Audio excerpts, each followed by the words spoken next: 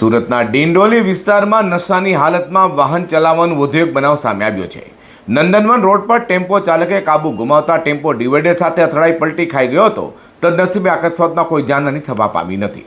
સુરતના ડિંડોલી વિસ્તારમાં આવેલા નંદનવન રોડ પર એક બેદરકારીભર્યો અકસ્માત સર્જાયો હતો।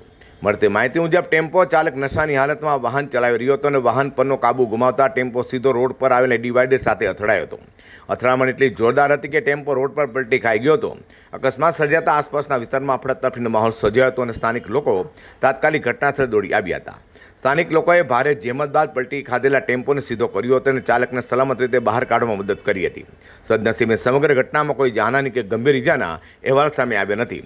ઘટના બાદ વિસ્તારમાં નશાની હાલતમાં વાહન ચલાવવાના બનાવને લઈને આ લોકોમાં ભારે રોષ પણ જોવા મળ્યો છે। સ્થાનિકોએ આવા બેદરકાર ચાલકો સામે કડક કાર્યવાહી કરવાની માંગ ઉઠાવી છે। હાલ સમગ્ર ઘટનાને લઈને ચર્ચાઓ ચાલી રહી છે અને અકસ્માતના ચોક્કસ કારણો લઈને વધુ માહિતી મેળવવાના પ્રયાસો પણ હાથ ધરવામાં આવ્યા છે।